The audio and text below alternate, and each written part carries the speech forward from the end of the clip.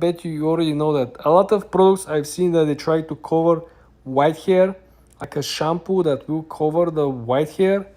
This is something I've seen a lot of ads, a lot of people running ads for this product. I don't know how successful and how effective it is, but I see a lot of people selling it. If you scroll down, guys, you're gonna see that the top dropshipping products in the beauty and personal care are face masks, face rollers, makeup removal, mascara, pimple patches. I have no idea what this is.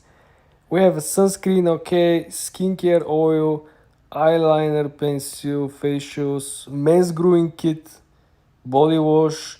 As you can see, there are some items that could be sold not only for female but for male as well, but still majority of which I can see is makeup and female. So if you want to get into this particular niche, guys, you want to make sure that you realize the concept, right? You realize who is your customer and how you are going to approach the situation.